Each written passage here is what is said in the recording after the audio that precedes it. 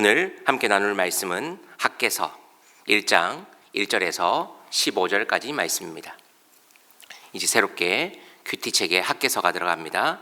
학개서 1장 1절에서 15절입니다. 제가 한 절 읽고 성도님들 한 절 읽고 교독하도록 하겠습니다. 다리우스 왕 2년 6째 달 그 달 초하루에 학개의 연자가 주님의 말씀을 받아서 스알디엘의 아들 스룹바벨 유다 총독과 여호사닥의 아들 여호수아 대제사장에게 전하였다.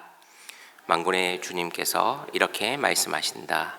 이 백성에게 때가 되지 않았다. 주님의 성전을 지을 때가 되지 않았다고 한다. 학개의 연자가 주님의 말씀을 받아 전한다. 성전이 이렇게 무너져 있는데 지금이 너희만 잘 꾸민 집에 살고 있을 때란 말이냐. 나 만군의 주가 말한다. 너희는 살아온 지난 날을 곰곰이 돌이켜 보아라. 너희는 씨앗을 많이 뿌려도 얼마 거두지 못했으며 먹어도 배부르지 못하며 마셔도 만족하지 못하며 입어도 따뜻하지 못하며 품꾼이 품삯을 받아도 구멍난 주머니에 돈을 넣음이 되었다. 나 만군의 주가 말한다. 너희는 각자의 소행을 살펴보아라. 너희는 산에 올라가서 나무를 베어다가 성전을 지어라. 그러면 내가 그 성전을 기껍게 여기고 거기에서 내 영광을 드러내겠다. 나 주가 말한다. 너희가 많이 거두기를 바랐으니 얼마 거두지 못했고 너희가 집으로 거두어 들였으나 내가 그것을 흩어버렸다. 그 까닭이 무엇이냐? 나 만군의 주의 말이다. 나의 집은 이렇게 무너져 있는데 너희는 저마다 제 집 일에만 바쁘기 때문이다. 그러므로 너희 때문에 하늘은 이슬을 그치고 땅은 소출을 그쳤다. 내가 땅 위에 가뭄을 들게 하였다. 산 위에도 곡물과 새 포도주와 기름 위에도 밭에서 나는 모든 것 위에도 사람과 짐승 위에도 너희가 애써서 기르는 온갖 것 위에도 가뭄이 들게 하였다. 스알디엘의 아들 스룹바벨과 여호사닥의 아들 여호수아 대제사장과 남아있는 모든 백성이 주 그들의 하나님이 하신 말씀과 주 하나님이 보내신 학개의 연자가 한 말을 따랐다. 백성은 주님을 두려워하였다. 주님의 특사 학개는 주님께서 하신 말씀을 백성에게 전하였다. 내가 너희와 함께 있겠다. 나 주의 말이다. 주님께서 스알디엘의 아들 스룹바벨 유다 총독의 마음과 여호사닥의 아들 여호수아 대제사장의 마음과 남아있는 모든 백성의 마음을 감동시키셨다. 그래서 백성이 와서 그들의 하나님 만군의 주님의 성전 짓는 일을 하였다. 함께 읽겠습니다. 때는 다리우스 왕 2년 6째 달 그 달 24일이다. 아멘. 오늘부터 우리는 이제 학개서의 말씀을 살펴봅니다. 말씀을 시작하면서 어떻게 학개서의 문을 열며 설교할까 고민하다가 아세아 신학교 교수님의 글을 인용하며 시작하려고 합니다. 예루살렘으로 귀환해도 좋다는 명령이 떨어졌다. 마치 선지자들의 예언이 성취되는 듯 했다. 그래서 안정된 바벨론에서의 삶을 뒤로하고 5만여 명의 사람들이 예루살렘으로 돌아왔다. 그리고 부푼 기대를 안고 성전 재건에 돌입했다. 그러나 성전 재건의 과정은 순탄치 않았다. 주변의 반대가 심했고 급기야 2년 만에 아닥사스다 왕의 공사 중단 명령이 내려졌다. 이것에 실망한 백성들은 성전 건축을 중단하고 새로운 땅에 정착하기 위한 노력을 이어갔다. 자기 집을 짓고 생전을 위한 본격적인 수단을 강구했다. 반면 성전 재건은 뒷전으로 밀렸다. 삶의 분주함과 어려움이 성전 재건에 관심을 두지 못하게 했다. 아니, 이제 성전 재건에 대한 마음은 무뎌지고 자기 집을 채우는데 급급했다. 그리고 16년간의 시간이 흘렀다. 앞서 읽은 이러한 상황들이 오늘 지금 학개 선지자 예언자가 살던 시대에 처한 상황이고 모습입니다. 그런데 이 글을 읽으면서 좀 슬픈 이유는 오늘을 살아가는 현대 그리스도인들과 지금 학개 예언자가 선지자가 하나님의 말씀을 받아 이 말씀을 선포하던 시대와 크게 다르지 않은 것 같아 그게 더 말씀을 읽으며 슬픈 것 같습니다. 학개서는 포로기 이후의 예언서인데 지금 성전 건축은 중단되어 있는 상태입니다. 본문의 1절을 보십시오. 다리우스 왕 2년 6째 달 그 달 초하루에 학개 예언자가 주님의 말씀을 받아서 스알디엘의 아들 스룹바벨 유다 총독과 여호사닥의 아들 여호수아 대제사장에게 전하였다. 다리우스 왕 2년 6째 달 초하루에 학개 예언자에게 하나님의 말씀이 임합니다. 12선지서 예언서에 계속되는 반복되는, 그리고 구약에서 계속되는 말씀이지만 하나님의 사람은 하나님의 말씀을 받아 전하는 사람입니다. 그 말씀을 받아 정치적 지도자인 스룹바벨과 종교적 지도자인 대제사장 여호수아에게 말씀을 전합니다. 이제 하나님의 역사가 다시 시작되는 중요한 변곡점이 시작되는 것입니다. 우리 신앙생활에도 그런 경우가 있지 않습니까? 10년, 20년, 30년, 40년 신앙생활을 해도 도무지 변화되지 않는 우리네 인생들이 있습니다. 그러나 어느 순간 어느 때의 예배, 기도에, 말씀의 자리에서 하염없이 눈물이 날 때가 있습니다. 저는 그 시점이 그 인생 가운데 중요한 변곡점이라고 믿습니다. 믿음 없이, 기도 없이 일이 잘 되고 행사가 잘 되고 봉사가 잘 될 때가 있습니다. 그렇게 봉사할 수도 있습니다. 그런데 그것만큼 무서운 것이 없습니다. 이렇게 해도 인정받고 이렇게 해도 잘 되네. 특별히 이 사역자에게, 교역자에게 제일 무서운 것입니다. 기도하지 않습니다. 말씀 보지 않습니다. 그런데 성도들이 은혜 받았습니다. 행사는 잘 돌아갑니다. 그것만큼 무섭고 비참한 일이 없습니다. 그러면 내가 잘한 줄 착각하거든요. 지금 학개 예언자를 통해, 특별히 우리가 지난번에 살펴보았던 것처럼 또 젊은 선지자 스가랴를 통해 하나님의 말씀이 지도자들에게 임했습니다. 그리고 그 말씀이 다시 백성들에게로 전해지고 있습니다. 그런데 백성들의 반응은 어떠합니까? 2절을 보면 주님의 성전을 지을 때가 되지 않았다고 변명합니다. 그래서 노 선지자인 학개는 일침을 가합니다. 자신들의 집은 꾸미고 하면서 저렇게 성전이 방치되는 것이 옳으냐? 너는 잘 먹고 잘 지내고 판벽한 집에 거하면서 주님의 전, 하나님의 전은 저렇게 무뎌져 있는데 그것이 옳으냐라고 반문하고 있습니다. 그 내용이 바로 4절의 내용입니다. 성전이 이렇게 무너져 있는데 지금 너희만 잘 꾸민 집에 살고 있을 때란 말이냐? 너희들이 살고 있는 집과 성전을 극명하게 대조하면서 이스라엘 백성들의 영적 상태가 어떠한지 책망하며 일침을 가하는 것입니다. 하나님께서 거저 주신 것이기에 거저 흘려보내야 함에도 불구하고 내 자녀를 교육하고 내가 호의하식하는 데는 우선순위를 두고 있으면서 주님의 몸된 교회 가운데 십자가 그늘 아래 가족이라고 하면서 가난한 자는 외면하고 나만 호의하식하고 있다면 세상 공동체와 교회 공동체가 무엇이 다릅니까? 가난한 사람을 돕는 것도 너무나도 중요하지만 가난한 사람들이 편하게 올 수 있는 교회입니까? 그런 공동체입니까?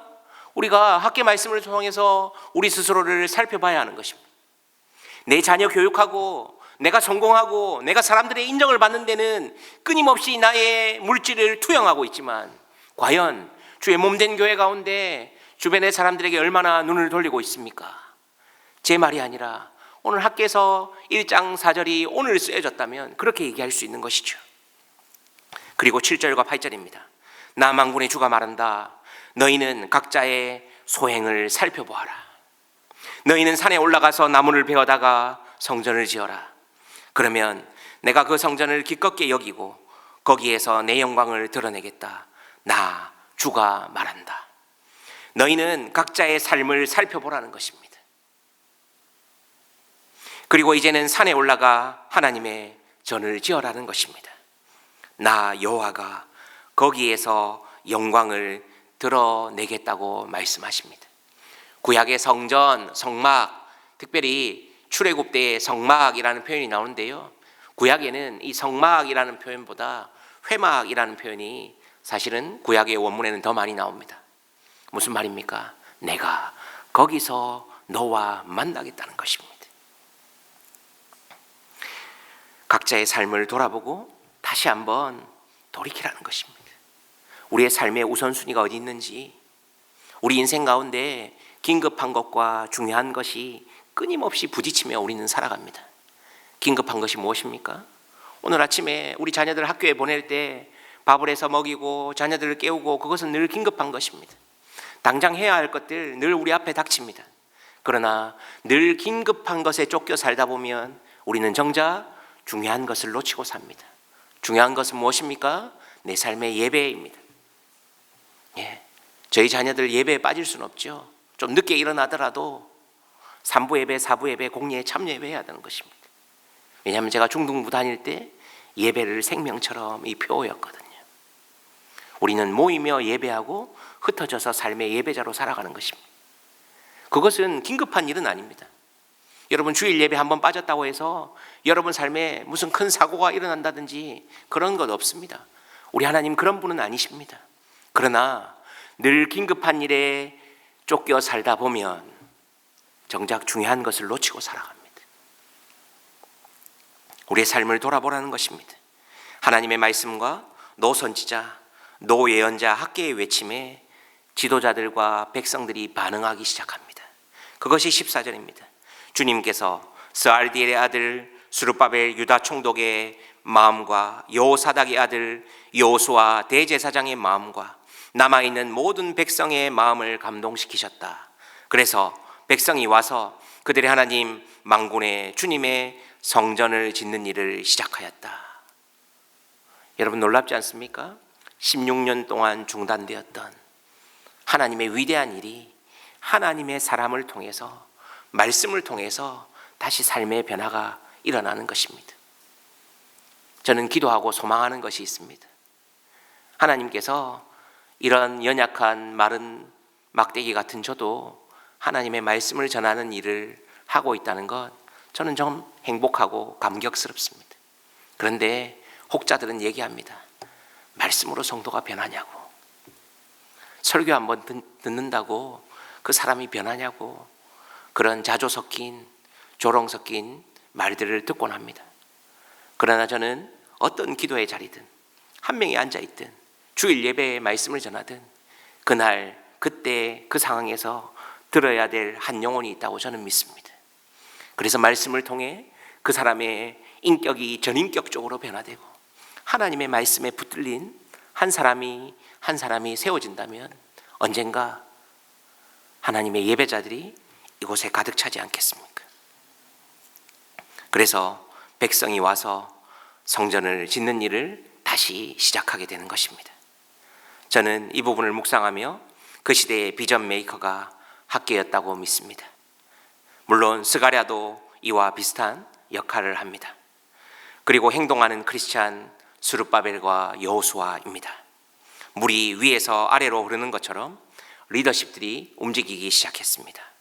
앞서 말씀드린 것처럼 백성들은 16년여 동안 중단되었던, 어쩌면 호의호식하고 자기의 소망과 열망을 위해 살아가던 인생들이 다시 하나님의 꿈, 하나님 나라의 비전을 가지고 성전 건축의 역사를 넘어 성전 짓는 일을 시작합니다. 교회도 마찬가지입니다. 주님의 공동체는 신앙의 연수가 길고 교회의 중직자일수록 먼저 섬김의 리더십으로 나아가는 것입니다. 헌신의 모습으로 나아가야 하는 것입니다. 하나님께서는 학개를 통해, 그리고 그 시대의 스가랴를 통해 하나님의 말씀이 임하게 되고, 더 나아가 정치적 지도자인 스룹바벨과 종교적 지도자인 여호수아를 움직이셨습니다. 그리고 이제 백성들이 하나님의 역사에 동참하는 것입니다. 그런 백성들에게 하나님께서는 복을 주신다고 저는 믿습니다. 세상의 지위와 어떤 사회적 직업이 저를 별로 감동시키지 않습니다. 정말입니다. 그러나 겸손하게 섬기는 한 장로님, 묵묵히 기도하는 그 권사님, 남모르게 물질을 흘려보내는 어느 집사님, 자신이 힘든 삶을 하루하루 살아감에도 그것을 쪼개어 나보다 더 연약한 사람을 돕는 분들을 보며 저는 그분들에게 압도당합니다. 종교적인 어떤 지위가 사회적인, 정치적인 지위가 저에게는 별로 그닥 감동되지 않습니다. 교회 공동체는 그런 공동체인 것입니다.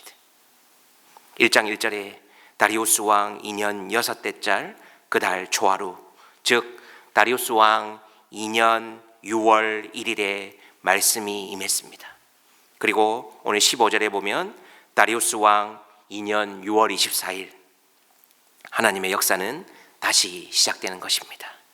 저는 학창 시절에 SFC라는 학생신앙운동에서 훈련을 받았습니다.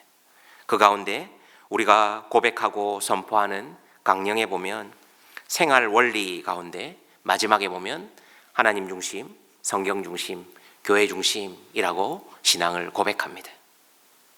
그 강령의 고백의 정신은 하나님의 절대 주권을 인정하고 성경의 권위와 교회의 중요성을 삶의 원리로 삼으며 어렵고 혼란한 시대에 바른 신앙과 가치관을 가지고 세상의 모든 영역에서 하나님께 영광된 삶을 살고자 고백합니다. 우리는 어제 주일 예배를 잘 드렸습니다. 우리의 진짜 예배는 이 예배당 안에서의 예배가 아니라 우리의 예배가 끝나고 예배당 밖을 나갈 때 우리의 진짜 예배는 시작됩니다. 학교 말씀을 보며 저는 저의 청소년 시절, 청년 시절을 돌아봅니다. 제 신앙의 영역 가운데 무너진 곳은 없는지 하나님의 사람을 통해 다시 하나님의 역사가 시작된 것처럼 말씀 앞에 제 삶을 반추해 봅니다. 바라기는 짧은 학개서의 말씀을 통해 다시 한번 우리의 무너진 곳을 재건하고 보수하는 하나님 중심, 성경 중심, 교회 중심의 삶을 살아가시는 모든 성도님들 되시기를 예수님의 이름으로 기도하고 소망합니다. 하나님 아버지 감사합니다. 오늘부터 시작되는 학개서의 말씀을 통해 다시 한번 우리의 마음을 깨우게 하시니 감사합니다. 하나님, 세상의 인정과 가치와 자존심이 내가 교회를 다닌다고 하면서도 그것이 내 삶의 우선순위였음을 고백합니다. 다시 한번 신앙의 무너진 곳을 재건하고 보수하고 다시 세워서 하나님 나라를 꿈꾸고 한 영혼과 주의 몸된 교회를 위해 살다가 하나님 앞에 영광스럽게 서는 그런 인생 되도록 은혜 위에 은혜를 더하여 주시옵소서. 감사합니다. 예수님의 이름으로 기도합니다. 아멘.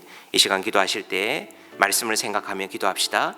하나님 은혜 주셔서 다시 한번 우리 삶 가운데 무너진 신앙의 영역들이 회복되는 시간들 되게 해달라고 기도해 주십시오. 월요일은 다음 세대를 위해 기도하는 날입니다. 우리의 다음 세대가 얼마나 많이 무너졌습니까? 제가 목장 신방을 다니면서 제 첫 번째 물어보는 질문이 자녀들 신앙생활 잘하고 있습니까? 학원은 목숨 걸고 보내고 학교의 성적은 끊임없이 가르치면서 신앙생활 잘하고 있습니까? 근데 사실은 저의 문제더라고요. 자녀들이 부모의 신앙 이상을 잘은 못하는 것 같습니다. 부모가 어떤 삶의 궤적을 살았는지 우리 자녀들 보고 있지 않습니까? 저도 성도님들 앞에서 얼마든지 가면 쓸 수 있지만 우리 자녀들은 속일 수가 없거든요. 하나님 은혜 주셔서 우리의 다음 세대들이 엄마가 믿는 하나님이라면, 아빠가 믿는 예수님이라면 나도 믿고 싶습니다.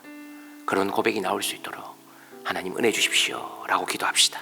더 나아가 교회 일정 하반기에 중직자를 세우고 리더십을 세우는 과정에 있습니다.